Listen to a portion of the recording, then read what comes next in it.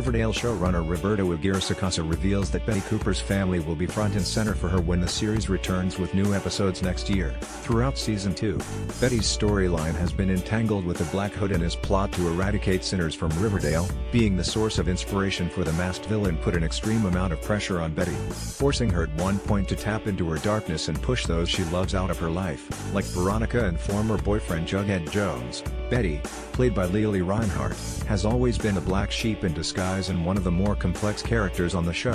While outwardly she appears as the good girl next door trope, she has a dark side that was introduced in the first season episode Body Double when she debuted her black bob wig and lacy lingerie after drugging bad boy Chuck with muscle relaxers, handcuffing him in a hot tub and almost boiling him alive, all because he was passing around a notebook that rated girls in the high school. While revenge was certainly justified, Betty seemed to go a bit too far and even surprised herself. This season we got to see more of Darth Betty during F.P. Jones's retirement party when she started stripping and pole dancing at the Serpent's Bar as part of a ritual bringing her closer to Jughead's world. In a new interview with Comic Book, Aguirre-Sacasa reveals that the second half of the season will revolve around the darkness within Betty and how it connects with her family's assorted past. This season we learned that Betty's grandfather was involved in the murder of an innocent man, which spurred the Black Hood, revealed to be janitor Joe Svensson, to repent his sins and seek justice on the town after he accused the wrong man of killing his family, resulting in an innocent's death.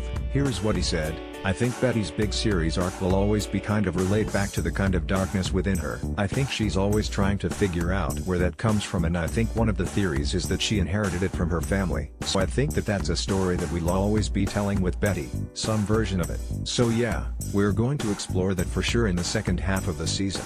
And yeah, Betty's family will absolutely kind of be front and center for her for a bit. Out of all the families in Riverdale, Betty's has to be the most complicated. We found out in the first season that her great-grandfather was a Blossom, making her and her sister Polly cousins to Cheryl and her deceased brother Jason. What complicated matters is when Polly fell in love and became pregnant with Jason's twins, shaming the family and causing Hal Cooper to send his daughter away to the Sisters of Quiet Mercy group home to hide the pregnancy.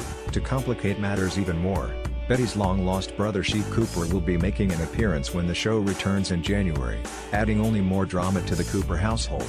Here's what Aguirre-Sacasa revealed about Chick's arrival: "Just watch. I'll tell you what, he doesn't come in with a whimper, I'll tell you that much."